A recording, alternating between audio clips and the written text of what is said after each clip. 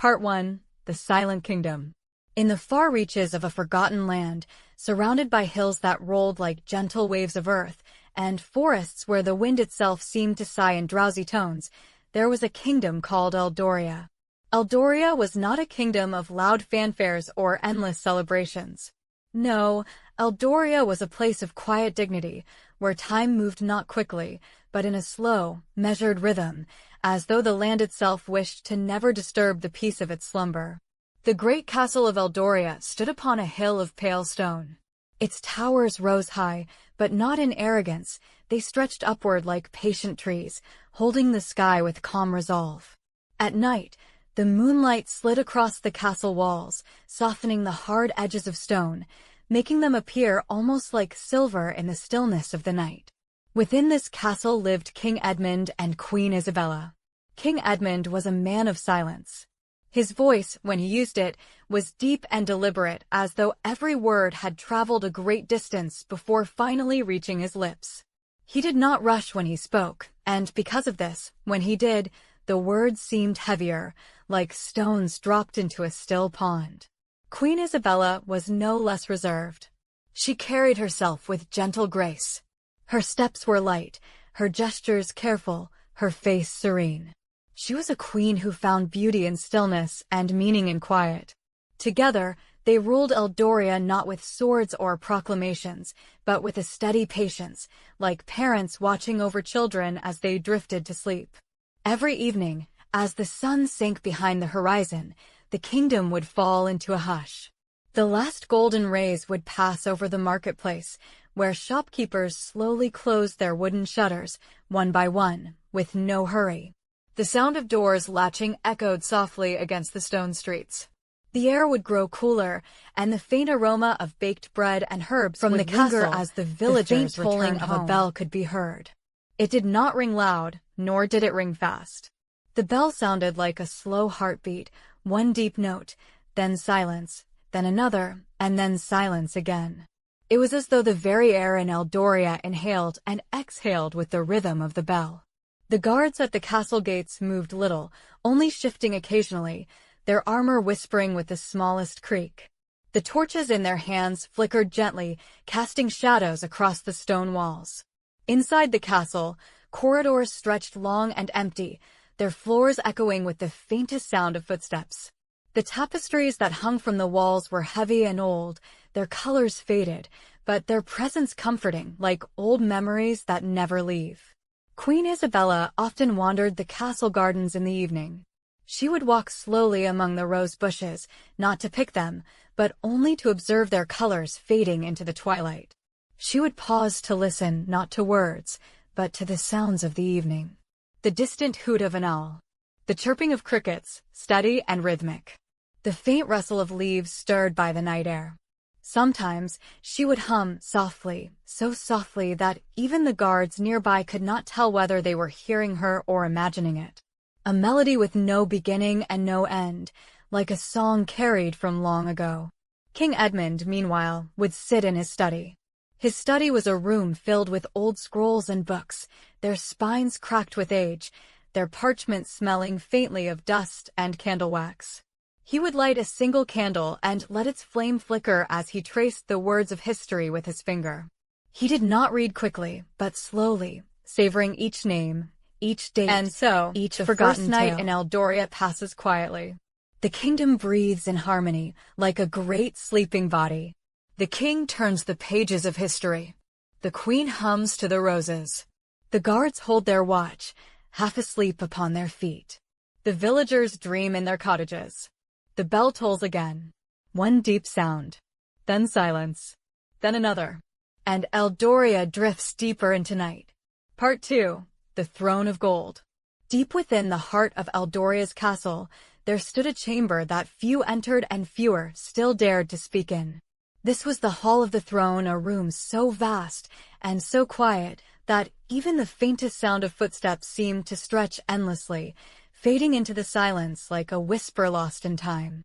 At the far end of the hall, raised upon a platform of smooth white stone, sat the golden throne of Eldoria. The throne was not like those made for vanity or spectacle. It was not encrusted with gems, nor decorated with blinding brilliance. Its gold had aged, softened by the passing centuries. It glowed not with the sharp glimmer of wealth, but with the warm dullness of history. When the candlelight touched it, the throne seemed less like an ornament of power and more like an ancient relic, patiently waiting for those who would sit upon it. The people of Eldoria whispered that the throne was older than the castle itself, older than the stones of the hill it rested on. Crafted by hands long forgotten, it had been shaped not merely to rule from, but to remind. To remind every king and every queen that time moves slowly, and even thrones of gold will one day gather dust. Queen Isabella often visited the throne hall, not to rule, but simply to sit. She would walk the length of the chamber with measured steps, her gown brushing softly against the polished floor. The hall stretched so far that her footsteps echoed back to her, each sound fading the throne, and then returning like the call of a distant bird. Instead, she paused before it, her eyes tracing the carvings etched into its surface. Along the arms of the throne were patterns of vines and leaves, their shapes worn smooth by countless generations of touch. On the back, faint outlines of stars had been engraved, their edges dulled but still visible in the flicker of torchlight. Finally, with a slow grace, she would sit. The throne was heavy and unmoving beneath her, and as she settled, the hall seemed to grow quieter still. It was as though the room itself held its breath whenever the queen rested upon that ancient chair. She would place her hands on the arms of the throne, her fingers brushing against the golden vines, and close her eyes. In those moments, she was not ruling. She was listening. Listening to the silence of centuries. Listening to the faint memory of kings and queens long gone. Sometimes, King Edmund would join her. His approach was always deliberate, his boots striking the floor in slow, even rhythm. Each step echoed softly until he stood beside her. He did not always speak, for words were not needed. The two of them could sit side by side in silence, the great hall around them stretching out like a sea of stillness. When he did speak, his voice rolled through the chamber like thunder far away, deep and calm. "Every ruler who has sat here," he once said, "believed they would remain forever. Yet none have. And neither shall we." Queen Isabella turned her head slightly, her expression serene. "Then let us not chase eternity," she whispered, "but honor the moments we are given." And so they sat. Sometimes for hours, sometimes for only a short while. The hall did not mind. The throne did not mind. Time itself seemed unhurried, as though it, too, was seated upon that golden chair, content to wait. The torches along the walls burned slowly, their flames bending with the faint draughts of air. Shadows of the king and queen stretched long across the floor, like quiet guardians of the throne. Outside, the world continued as always. The villagers returned from the fields. The sun lowered itself gently behind the hills. The bell tolled in its unending rhythm. But in the throne hall, nothing hurried. Nothing rushed. And when the queen finally rose from the golden seat, her movements were soft, deliberate. She would descend the platform step by step, leaving the throne behind. Yet it never felt abandoned. It waited, as it always had, for the next time she would return. The golden throne of Eldoria stood not as a symbol of power, but as a monument to patience, to stillness, to the passage of time that carried kings and queens like drifting leaves upon a quiet stream. And as the night deepened, the hall grew darker until the throne itself seemed to melt into the shadows, its golden form no more than a memory of light in the endless hush of the castle. Part 3. The Morning of the Kingdom. Morning in Eldoria did not arrive with haste. It crept gently, like a soft curtain being drawn back, letting in only a sliver of light at first. The darkness of night thinned little by little, until the sky above the hills turned from black to deep blue, then to pale gray, and finally to the faintest gold. The castle stirred with this change. But even then, it did not wake suddenly. It awoke as though in a dream. The first sound of the day was the distant tolling of the bell. It rang as it always did, one slow note at a time. The echoes drifted across the sleeping town, over the rooftops, through the narrow stone streets, and out into the fields beyond. Each note seemed to remind the kingdom that the night had ended, but there was no need to hurry. The day would unfold at its own unhurried pace. Shutters opened slowly. Wooden beams creaked as shopkeepers pushed their windows outward. The sound was not loud, but rather steady, like a rhythm of yawns. The bakers began to place fresh loaves of bread in neat rows, their crusts still warm, their fragrance drifting into the cool air. A farmer arranged baskets of apples, one by one, their red skins glowing faintly in the morning light. Children wandered sleepily behind their parents, rubbing their eyes, carrying small bundles. Even their laughter was quiet, as though they knew that Eldoria did not like sudden noise. At the castle gates, the guards shifted their stance. They had stood through the night, silent and still, but now the morning air gave them breath. They adjusted their cloaks, tapped the butts of their spears lightly on the stone, and let their tired eyes rest on the horizon where the sun was rising. Inside the castle, Queen Isabella was already awake. She preferred to greet the dawn not with ceremony, but with solitude. Wrapped in a gown of pale linen, she moved softly through the corridors until she reached the gardens. The garden of Eldoria was unlike any other. It was not filled with exotic flowers or rare plants. Instead, it was a place of quiet order, roses lined in straight rows, herbs arranged neatly in circles, and fountains where water trickled slowly, endlessly. The queen walked along the path of white gravel, her slippers making the faintest crunch. She bent her head slightly to breathe in the fragrance of lavender, then paused to watch a single dewdrop slide from a leaf and fall silently into the earth. Sometimes she would count the petals of a rose. Not to finish the count, but simply to watch each one pass beneath her gaze. She did not pick the flowers. She let them live and wither naturally, as they had for years before her, elsewhere in the castle, they would for years after. King Edmund began his morning with reading. He would sit near a tall window, where sunlight spilled through the glass and painted long lines of gold across the floor. A book rested in his hands, always a book, always filled with stories of the past. He did not hurry through the pages. His eyes lingered over the words, tracing each line with care. He believed that history was not meant to be consumed quickly, but tasted slowly, like a sip of warm tea. Now and then, he would look out the window, watching the town below awaken. Smoke rose lazily from the chimneys. The faint shapes of villagers moved across the streets. Carts creaked along the cobblestones, pulled by horses that trotted without urgency. The king would sigh, not out of weariness, but out of contentment. For him, each morning in Eldoria was not just another day of rule, but another reminder that life itself was steady, patient, and unbroken. By the time the sun had fully lifted above the hills, the kingdom was alive, though alive in its own quiet way. There was no rush, no chaos, no clamor of bells or horns. Eldoria was like a body waking from a dream, stretching slowly, blinking softly, never wishing to disturb the calm that wrapped around it. And so, the morning passed. The queen among her roses, the king among his books, the people in their market stalls, the guards at their gates, all moving gently, all breathing in rhythm with the kingdom's steady heart. And as the shadows of morning grew shorter and the sun climbed higher, the bell rang again, slow, measured, patient, as though to say, "The day has begun, but there is no need to hurry." Not here. Not in Eldoria. Part 4. The Queen's Mirror. Within the private chambers of Queen Isabella, there stood an object that had outlived generations of kings and queens. It was not a crown, nor a jewel, nor even a piece of furniture. It was a mirror, tall, wide, framed in silver that had grown reached nearly to the ceiling, and when one stood before it, the reflection did not merely capture the face or the figure, but seemed to reveal something quieter, deeper, hidden in the stillness of the soul.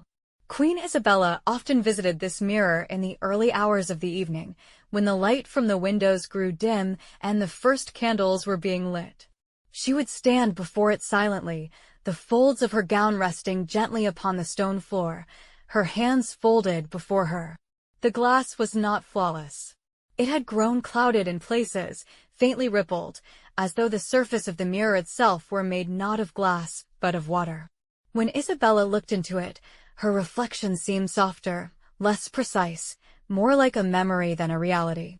Some whispered that the mirror had belonged to the very first queen of Eldoria, centuries ago. Others said it had been crafted by artisans who believed that mirrors should not merely show appearances, but truths hidden beneath the skin. Whatever its origin, the mirror stood, silent and patient, as it always had. Queen Isabella would gaze into it for long stretches of time. She did not admire her beauty. She did not study her hair or the lines of her dress. No, she looked beyond those things. She searched the faint ripples, the shadows, the dim reflections of candles, as though she might glimpse not herself, but those who had come before her. There were times, in the flicker of a candle, when she thought she saw another face beside her own. A queen from long ago, dressed in robes of another century. Sometimes a faint shadow of a king, stern and watchful. And sometimes, only the ghost of her younger self, smiling softly from a memory she had almost forgotten. But she never turned away in fear. The mirror was not a thing of darkness. It was a thing of memory, of patience. A silent companion to every queen who had ever lived within these walls. Often, as Isabella studied her reflection, she would speak softly, though there was no one in the room to hear. "Did you too," she whispered once, "walk these halls at night, hearing only the sound of your own steps?" Her voice faded, swallowed by the still air. The mirror said nothing, but in the silence, she felt as though it listened. King Edmund, on occasion, would find her there. He would stand at the door of her chamber, watching her in the soft candlelight, the glow of the mirror casting pale light across her face. He would not disturb her, for he knew that the queen's time with the mirror was not to be interrupted. And so he waited, leaning quietly against the stone, until at last she turned, her expression calm, her eyes reflecting both the light of the candles and the weight of ages. Only then would she step away, leaving the mirror once more to its long, patient watching. The chamber would return to silence. The candles would burn low, and the mirror would stand in place, reflecting the empty room, waiting for the queen's return, just as it had waited for every queen before her. It was not a mirror of vanity. It was a mirror of stillness, of memory, of time itself. And in Eldoria, where time moved slowly and nothing was hurried, the queen's mirror was not merely an object. It was part of the kingdom's breath, part of its silence, part of its endless dream. Crown Part 5. The King's Silence. In the castle of Eldoria, there were many sounds that filled the air. The slow toll of the bell, the faint creak of wooden doors, the whisper of wind through the stone corridors, and sometimes the soft humming of the queen in her garden. But among all these sounds, there was one presence that seemed even more powerful than King Edmund was not a man who spoke often. King Edmund. His words were chosen carefully, measured like drops of water falling into a still pond. When he did speak, the air around him seemed to pause, as though listening with reverence. But most of the time, the king remained quiet. It was not the silence of anger, nor the silence of pride. It was a silence born of thought, of patience, of a deep connection to the steady rhythm of the world. Each morning, when the queen walked to her roses and the villagers opened their shops, the king could be found in the castle's ancient library. The library was vast, filled with shelves that rose like walls of wood and parchment. The air smelled of ink and dust, of candles and leather bindings. In this room, the silence seemed thicker, as though centuries of knowledge had settled into the very stones of the floor. Here, the king would sit at a wooden table. Before him lay scrolls and books, some so old their pages had grown fragile, as though they might crumble with a single careless touch. Yet in his hands, nothing crumbled. He turned each page with care, his fingertips brushing the parchment as gently as one might touch a sleeping child. Hour after hour, he read. Slowly, patiently, never rushing. Sometimes, he studied the battles of old, not to remember the blood, but to learn from the quiet between them. He believed that history was not truly made in the clash of swords, but in the moments of stillness that followed. The rebuilding, the waiting, the long silences that shaped kingdoms more than the cries of victory ever could. Other times, he read of kings and queens long forgotten, their names etched into the lines of faded ink. He traced the letters carefully, whispering them under his breath, as though by speaking their names softly, He could bring them to life again, not in noise. There were days when he read nothing at all. He would sit in the library with his hands folded, his eyes closed, surrounded by the endless rows of books. To anyone else, it might seem as though he were asleep. But he was not. He was listening. Listening to the silence. Listening to the faint hum of the castle, the low creak of the shelves, the distant toll of the bell outside. For King Edmund, silence was not emptiness. It was presence. It was the voice of time itself. The courtiers often grew restless around him. When they brought him matters of the court, they spoke quickly, eager for decisions. Yet the king would sit quietly, his chin resting on his hand, his gaze steady but patient. He would let their words linger in the air, long after they had finished speaking. And just when the silence seemed unbearable, he would answer. One sentence. Sometimes only one word. But always enough. Always precise. One evening, Queen Isabella entered the library. She found him seated before a candle, a book lying open though unread. He looked not at the pages, but into the flame. "You sit so long in silence," she said softly, her voice drifting like a feather through the still air. The king turned to her, his eyes calm. "In silence," he replied, "I hear more than in 1,000 voices." The queen smiled faintly, for she understood. She too had learned that silence in Eldoria was not emptiness. It was a kind of music, played so softly that only the patient could hear it. That night, they sat together in the library. The queen at his side, the king gazing into the flame. Neither spoke. Neither needed to. For the silence between them was filled with more meaning than words could ever hold. Outside, the night deepened. The bell tolled again, one note at a time. The castle walls breathed softly with the wind. And in the quiet of the library, the king's silence stretched onward, not of loneliness, but endless, of peace. Eternal. And so, the people of Eldoria did not fear their silent king. They trusted him. For they knew that in his silence, there lived the wisdom of ages, the patience of time, and the steady heartbeat of the kingdom itself. Part 6. The Night of the Palace. When night fell upon Eldoria, it did not arrive suddenly, nor with noise or commotion.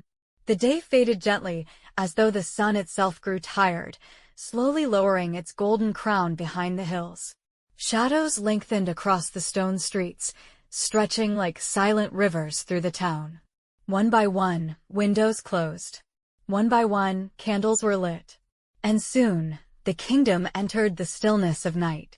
The palace, perched high upon its hill, seemed to breathe with the rhythm of darkness. Its towers stood against the sky, black outlines against a canvas of stars. Torches flickered at the gates, their flames bowing softly in the night wind. The great halls, once touched by sunlight, now glowed faintly with candlelight, warm, but hushed, as though the very walls wished to whisper instead of speak. Inside the palace, the corridors stretched long and empty. The footsteps of guards echoed softly, each sound fading into the stone as if swallowed by the castle itself. The great tapestries that hung from the walls swayed slightly in the currents of air, their woven figures, kings, queens, saints, and beasts, seeming almost alive in the unsteady glow of the torches. The silence of the night was not complete. It was filled with the softest of sounds, the crackle of fire in the hearth, the faint rustle of fabric as servants moved quietly through the halls, the distant hoot of an owl from the gardens. Together, these sounds did not disturb the peace, but deepened it, weaving a tapestry of calm that wrapped around the palace like a heavy blanket. Queen Isabella often spent the night in her private garden. She would walk slowly among the moonlit roses, their petals pale and silver beneath the glow of the sky. Sometimes she would sit by the fountain, where water trickled endlessly, steady as time. The sound was gentle, almost hypnotic, a lullaby written not in words, but in water. And there, in the still garden, she would sing. Her songs were not loud, nor were they meant to impress. They were quiet, drifting melodies, sung more for the roses and the stars than for any ear of man. Her voice floated on the night air, so soft that even the guards nearby wondered if they were hearing music or only dreaming it. Meanwhile, King Edmund remained in his study. A single candle lit his desk, its flame dancing lazily, throwing long shadows across the shelves. Before him lay a book, but more often than not, he did not read. Instead, he sat with his hand resting against his chin, staring into the flame, lost in thoughts too deep to be named. Now and then, he would rise and walk to the window. Beyond the glass, the kingdom slept. Small dots of candlelight glowed faintly from the village houses. The winding river reflected the moonlight like silver ribbon. And above it all, the sky stretched vast and endless, filled with stars that burned like watchful eyes. The king would place his hand upon the stone ledge, feel its coolness beneath his palm, and breathe deeply. The silence of the night was not a silence of emptiness. It was a silence of life, a silence that held within it the breath of the entire kingdom. Deeper into the night, the palace grew quieter still. The servants finished their tasks and retired to their quarters. The guards settled more firmly into place, their heads nodding as weariness crept upon them. The torches burned lower, their flames smaller, more fragile. At last, even the great halls seemed to sleep. The throne room, vast and echoing, lay in complete stillness. The golden throne, touched faintly by the moonlight seeping through a high window, glimmered not brightly but softly, as though it too had closed its eyes to rest. The queen's mirror, standing tall in her chamber, reflected the candlelight dimly, holding the quiet image of the empty room. The library, with its thousands of books, smelled of dust and parchment, the silence of its shelves unbroken. Only the faint scratching of a mouse could sometimes be heard, scurrying between the shadows. The palace was not truly empty, of course. It was filled with people, kings, queens, servants, guards. But at night, the palace itself seemed greater than all of them. It seemed alive, breathing, dreaming. And as the hours passed, Eldoria slept. The villagers in their cottages, the children in their beds, the horses in their stables, and the king and queen in their chambers. All drifting slowly, steadily, into the great silence of the night. The bell tolled once more. One deep sound. Then silence. Then another. And with that, the palace sank deeper into darkness, until the stars themselves seemed to lean closer, watching over the sleeping kingdom. A night in Eldoria was not merely darkness. It was a long, endless dream. Cross Swords Part 7, The Ancient War. Long before the current rulers walked the halls of Eldoria, there was a time when the kingdom faced what people now called the Ancient War. But unlike the stories told in loud songs or dramatic plays, this was a war not of thunderous battles, but of slow, patient movements, almost like a story whispered over centuries.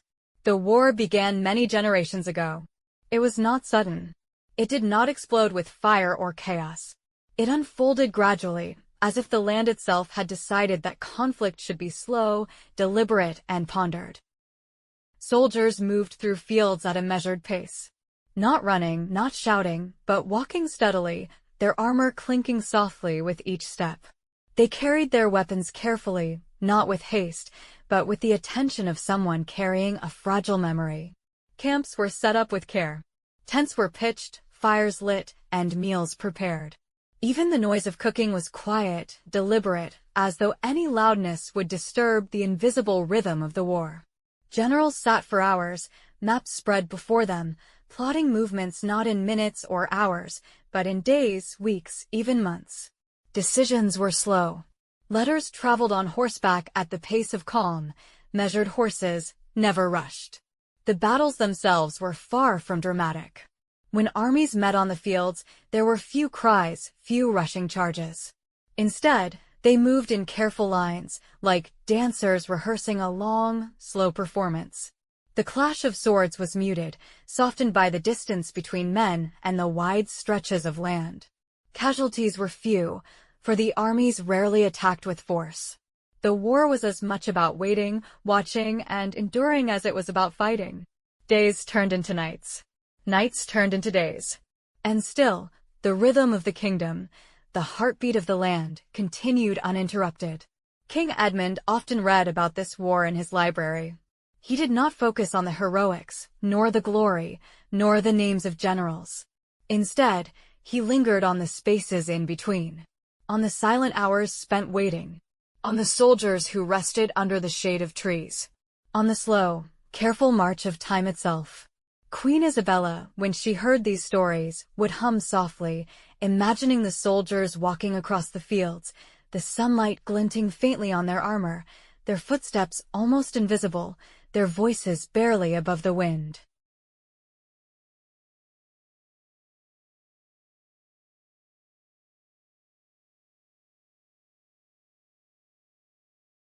The water itself was calm. It moved steadily, almost lazily, around the bridge's arches.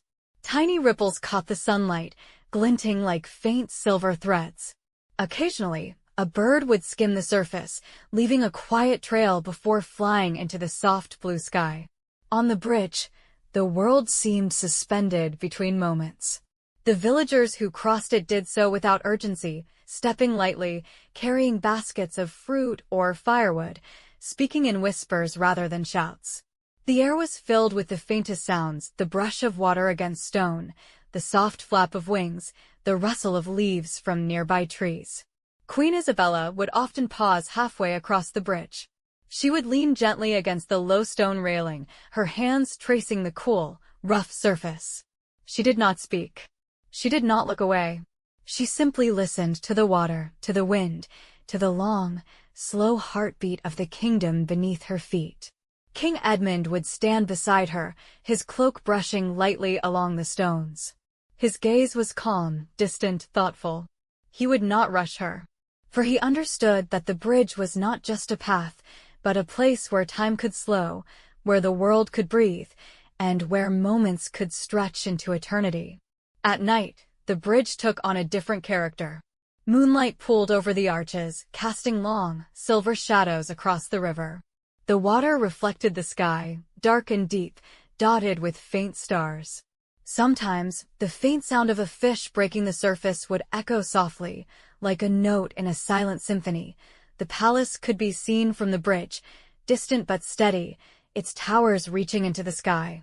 The bell in the tower tolled slowly, marking the passage of night hours, its sound drifting across the water, blending with the soft murmur of the river. Even the stones of the bridge seemed to remember centuries of footsteps, the careful steps of soldiers long gone, the quiet steps of lovers, the slow march of kings and queens.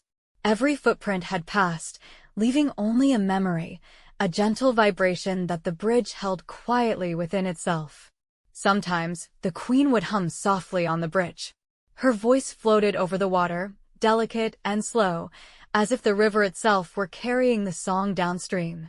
The king would listen silently, standing beside her, letting the song merge with the gentle rhythm of the night. And when they finally turned to leave, they would walk slowly, step by step, leaving the bridge to its quiet vigil. It would remain there, spanning the river, holding centuries of silent passage, waiting patiently for the next footsteps, the next quiet presence. In Eldoria, the stone bridge was more than a path. It was a witness, a keeper of stillness, a place where time itself paused, allowing the kingdom to breathe, to rest, and to drift gently into dreams. Part 9. The Final Feast. As the sun dipped low behind the distant hills of Eldoria, the castle prepared for a feast. But this was no ordinary feast. It was slow, deliberate, quiet, a celebration of time itself rather than loud merriment. Long tables were arranged in the great hall, their surfaces polished until they reflected the warm glow of torches. Candles were placed along every table, flickering softly, casting gentle shadows on the stone walls. The air carried the faint aroma of roasted meats, baked bread, and sweet herbs, mingling with the subtle scent of polished wood and ancient stone. The villagers were not summoned in a hurry. Those invited walked slowly through the palace gates, pausing to admire the torchlight dancing on the walls. Each step was careful, measured, respectful of the stillness that ruled Eldoria. Even after the war ended, its lessons remained. Eldoria learned that patience could outlast chaos. That silence and stillness often carried more weight than the loudest victories. That time itself could be a stronger force than any army. And so, the kingdom preserved these memories not with songs or monuments, but in the quiet halls of the palace, in the gentle tolling of the bell, in the soft rustle of tapestries along the corridors, in the steady rhythm of the lives of its people. The war was ancient, yes, but its greatest story was not in battles or bloodshed. Its story was in the calm endurance of all who lived through it. A slow, endless endurance. And as the sun set long after the war, Eldoria returned to its quiet ways. The fields grew green again. The streets hummed with low voices. The castle breathed softly, as it had for centuries, holding within its stones the memory of patience, the quiet pulse of history, and the echo of an ancient war told not in noise, but in the lull of time itself. Part 8. The Stone Bridge. In Eldoria, there was a bridge unlike any other. Not because it was grand or decorated with jewels, but because it had existed for generations, quietly spanning the river that ran through the kingdom. It was known simply as the Stone Bridge. The bridge was built of pale stone, worn smooth by centuries of rain and sun. Its arches rose gently over the water, reflecting faintly in the river below. The stones were heavy, solid, and patient, as if they themselves understood the slow passage of time. Every day, King Edmund and Queen Isabella would walk along this bridge. Not in haste, not in ceremony, but slowly, deliberately. King Edmund taking in every detail, Isabella entered the curves of the stones, moving slowly down the center of the river beneath. Their robes brushed against the floor, quietly in their presence commanding without haste. No trumpets sounded, no drums beat. Only the soft rustle of fabric and the faint echo of their footsteps filled the great space. They seated themselves at the high table, the golden throne gleaming behind them in the candlelight. Around them, the guests took their places. Plates were laid carefully, each dish arranged with attention and care. The feast began not with noise or chatter, but with the quiet appreciation of taste, sight, and smell. The king ate slowly, savoring every bite. He did not rush, for he believed that meals were more than nourishment, they were moments to remember. The queen mirrored him, tasting each dish with patience, letting the flavors unfold slowly across her senses. Conversations arose, but in whispers, soft and gentle, never rising above the soft hum of the hall. Stories were shared not to entertain, but to reflect, to linger, to allow each word to be absorbed fully before the next was spoken. Between courses, the guests would look toward the windows, watching the twilight descend over Eldoria. The hills darkened gradually, the river reflected the dimming light, and stars began to appear, one by one, in the endless sky. Servants moved silently among the tables, offering wine in small, careful pours. The sound of liquid in crystal glasses was delicate, almost musical, blending with the flicker of candle flames. And then, after the last bite, after the softest of sighs, the hall fell into stillness. Plates were cleared slowly. Candles burned low. The guests drifted quietly toward the exits, each step measured. The king and farewell remained at the head of the table. They did not speak. They simply watched the hall emptying, feeling the passage of time in the gentle decay of light and shadow. The feast was over, but its quiet lingered, like a long, slow exhale. The golden throne stood behind them, silent and patient. The bell tolled once, softly, far away, reminding all of the steady heartbeat of Eldoria. And when the last guest had gone, the king and queen rose together. They moved slowly down the hall, leaving the great feast behind. The palace was silent again, holding only the memory of flavors, scents, and soft whispers, a memory that would last until the next dawn. Milky Way Part 10, The Eternal Night. Night returned to Eldoria, more profound, deeper than ever before. The castle breathed gently under the moonlight, its towers black silhouettes against the star-filled sky. Every corner, every corridor, every stone seemed to hold its breath, steeped in the history and calm of centuries. Queen Isabella walked the corridors slowly, her fingers brushing the walls, tracing the worn surfaces of tapestries and doors. Each step echoed softly, fading into the deep silence, absorbed by the vastness of the palace.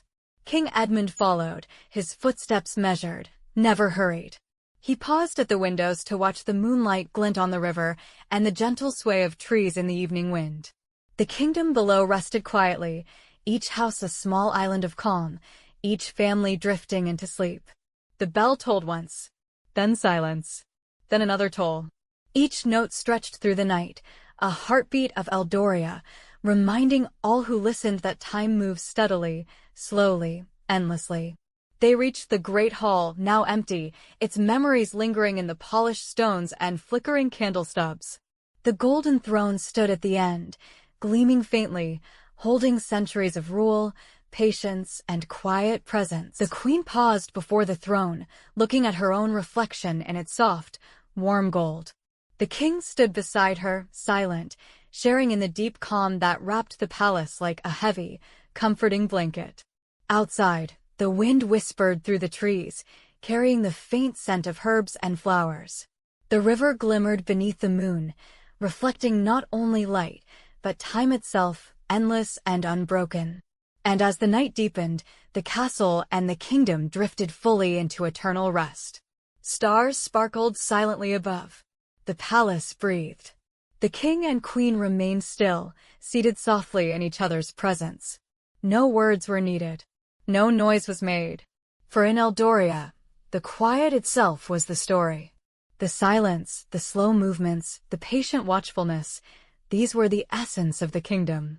And so the night stretched on, infinite and gentle, carrying all within it toward dreams that would last until the next sunrise, slow, calm, and uninterrupted. The eternal night of Eldoria was not darkness. It was peace. It was memory. It was the gentle, endless heartbeat of a kingdom that understood the value of stillness.